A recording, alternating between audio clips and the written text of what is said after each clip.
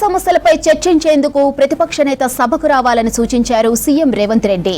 అధికారం ఉంటేనే సభకు వస్తానంటే కుదరదని చెప్పారు. మీ అనుభవాన్ని ప్రజల బాగు కోసం ఉపయోగించాలని సూచించారు. 10 ఏళ్లు కాంగ్రెస్ ప్రతిపక్షంలో ఉన్నప్పుడు ప్రజల పక్షాన కోట్లాడిందని గుర్తు చేశారు. తాను 24 గంటలు కష్టపడేది ప్రజల కోసమేనని చెప్పారు రేవంత్. జహీరాబాద్ పస్తాపూర్ బహిరంగ సభకు హాజరైన రేవంత్ బసవేశ్వరుడి విగ్రహాన్ని ఆవిష్కరించారు.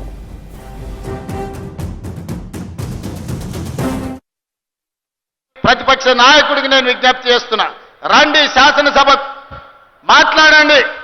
మీ 40 ఏళ్ల రాజకీయ అనుభవాన్ని మాకు సూచనలు ఇవ్వండి. ఎక్కడైనా మేము తప్పు చేస్తే సరిదిద్దుకోవడానికి మాకు సూచన చెయ్యండి. మీరు అధికారం ఉంటేనే వస్తాను, లేకపోతే నేను పోయి ఫామ్ హౌస్లో పడుకుంటానంటే ప్రజలే ఆలోచించి విచక్షణతోని ప్రజలే నిర్ణయం తీసుకుంటారు. పటాన్ చెరువు పారిశ్రామిక ప్రాంతం ఒక మినీ ఇండియా లాంటిది. ఆ మినీ ఇండియాను ఆనాడు ఇందిరమ్మ మంజూరు చేయబట్టి దేశం నలుమూలలో ఉన్న కార్మికులు ఎవరైనా ఏ ప్రాంతం వారైనా కడుపు చేత పట్టుకొని పటాన్ చెరువు ప్రాంతంలో వస్తే బ్రతకడానికి అవకాశాన్ని కల్పించి మీరు ఆదరించిండ్రు. ఒక మినీ ఇండియాకు ఈ మెదక్ ప్రాంతమే ప్రాతినిధ్యం వహిస్తుందన్న సంగతి ఈ సందర్భంగా మనం గుర్తు చేసుకోవాలి. ఈ రోజు ఈ మెదక్ జిల్లాలో బిహెచ్ఎల్ కావచ్చు, బీడీఎల్ కావచ్చు, ఇక్రిసాట్ కావచ్చు, ఈనాడు మనం అభివృద్ధి చేసుకుంటున్న నిమ్స్ కావచ్చు, ఇవన్నీ కూడా కాంగ్రెస్ పార్టీ అధికారంలో ఉన్నప్పుడు ఇందిరమ్మ ప్రధానమంత్రిగా ఉన్నప్పుడు జరిగిన అభివృద్ధి కార్యక్రమాలే. భవిష్యత్తులో కూడా ఈ అభివృద్ధి కార్యక్రమాలను ముందుకు తీసుకెళ్లే బాధ్యత మా ప్రభుత్వం తీసుకుంటుంది.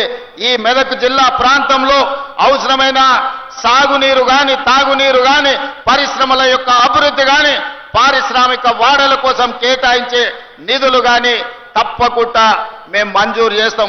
అదేవిధంగా వెనకాల నుంచి జగ్గన్న చిట్టి అందిస్తూనే ఉన్నాడు. దామన్న చెప్పిండు, జగ్గన్న చిట్టిస్తూనే ఉన్నాడు. సింగూరు ఒక మంచి పర్యాటక ప్రాంతం. సింగూరు నుంచి మంజిరా జలాలు ఈ రోజు నగరానికి దాహార్తిని తీరుస్తున్నాయి. తప్పకుండా ఈ సింగూరు ప్రాజెక్టును 100% ఒక మంచి టూరిజం కింద, ఎకో టూరిజం కింద ఆ సింగూరు జలాలు హైదరాబాద్ ప్రజలు ఏదైతే దాహార్తిని తీరుస్తుండ్రో సింగూరు యొక్క అభివృద్ధి కార్యక్రమాలకు కూడా నిధులు మంజూరు చేసి ప్రత్యేకమైన సమీక్ష చేసి ఈ అభివృద్ధి కార్యక్రమాలను ముందుకు తీసుకెళ్తామని చెప్పి నేను ఈ సందర్భంగా తెలియజేస్తున్నా. మిత్రులారా, ఈరోజు ఎన్నికలు ముగిసినాయి.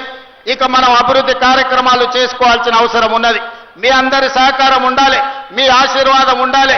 ఈనాడు మీకు అందరికీ తెలుసు, తెలంగాణ రాష్ట్రంలో 25,55,364 రైతు కుటుంబాలకు 20,617 కోట్ల రూపాయలు మొదటి సంవత్సరంలోనే రైతు రుణమాఫీ చేసి రైతులను అప్పుల బాధల నుంచి విముక్తి కలిగించిన ప్రభుత్వం మన ప్రభుత్వం అని చెప్పి రైతులకు ఈ రోజు నేను చెప్పదలుచుకున్నా.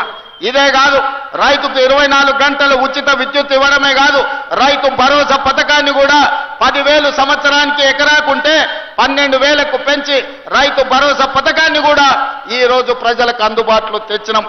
భూమి ఉన్న వాళ్ళకే కాదు, భూమి లేని నిరుపేదలకు కూడా మీకు ఉపాధి హామీ పథకం కార్డు ఉంటే ప్రతి కుటుంబానికి 12,000 రూపాయలు ఇవ్వాలి అని ఈనాడు మన ప్రభుత్వం నిర్ణయం తీసుకున్నది. రైతు లేని పేదలను కూడా ఇవాళ మన ప్రభుత్వం ఆదుకునే ప్రయత్నం చేస్తుంది. ఇప్పటి వరకు దాదాపుగా ఈ 18 నెలల్లో 5,500 కోట్ల రూపాయలు ఆడబిడ్డల బస్సు ఉచిత ప్రయాణానికి ఈ రోజు నిధులు కేటాయించినమని నేను చెప్తున్నా. అదేవిధంగా సెల్ఫ్ హెల్ప్ గ్రూప్స్, స్వయం సహాయక సంఘాలకు పోయిన సంవత్సరం 20,000 కోట్ల రూపాయలు బ్యాంకు లింకేజ్ ఇచ్చినాం. ఈ సంవత్సరం కూడా 21,000 కోట్ల రూపాయలు బ్యాంకు లింకేజ్ ఇవ్వాలని, మా ఆడబిడ్డల్ని 1,00,00,000 మందిని కోటీశ్వరులను చెయ్యాలని ఈ రోజు కంకణం కట్టుకొని మన ప్రభుత్వం పనిచేస్తున్నది. నిన్ననే శిల్పారామంలో మన ఆడబిడ్డలు చేసిన ఉత్పత్తులను చూడడానికి ప్రపంచంలో ఉండే అందరూ నిన్న శిల్పారామంకి ఆ మహిళలు మిస్ వరల్డ్ కాంపిటీషన్కి వచ్చిన మహిళలందరూ ఈరోజు నిన్న శిల్పారామం దగ్గరకు వచ్చి మా ఆడబిడ్డల ఉత్పత్తులను కొనుగోలు చేసి ఆడబిడ్డలను అందరినీ కూడా కలిసి ఆనందపడ్డారు. మా ప్రభుత్వంలో ఇందిరమ్మను ఆదర్శంగా తీసుకొని సోనియమ్మ నాయకత్వంలో ఆడబిడ్డను ఆర్థికంగా నిలబెట్టాలి. ఒక ఇంట్లో ఒక ఆడబిడ్డ ఆర్థికంగా నిలబడితే కుటుంబాన్ని నిలబడుతుంది, ఆ కుటుంబం బాగుపడుతుంది, ఆ కుటుంబంలో పిల్లలు చదువుకుంటారు, పెద్దవాళ్లకు వైద్య సహాయం అందిస్తారు. ఆ కుటుంబ ఆత్మ గౌరవాన్ని నిలబెట్టాలంటే ఆడబిడ్డలు ఆర్థికంగా నిలదొక్కుకోవాలి. అందుకే ఇవాళ తెలంగాణ రాష్ట్ర ప్రభుత్వం మీ సోదరుడు మీ రేవంత్ అన్న ఆడబిడ్డలకు మాట ఇస్తున్నాడు. 5 ఏళ్ల లోపల ఆడబిడ్డలను 1 కోటి మందిని కోటీశ్వరులను చేసే విధంగా, ఇవాళ వ్యాపారాలలో రాణించే విధంగా, ఇంతకుముందే పెట్రోల్ బంకులు కూడా స్వయం సహాయక సంఘాలు నడుపుకునే విధంగా ఈరోజు మనం ప్రారంభించినాం. అంటే ఆడబిడ్డల్ని వ్యాపారంలో రాణించే విధంగా సహకరించాలని ఇవాళ మన వంతు ప్రయత్నం చేస్తున్నాం. అందుకే ఆడబిడ్డల్ని ఈరోజు ఆదర్శవంతంగా తీర్చిదిద్దే కార్యక్రమంలో ఉన్నాం.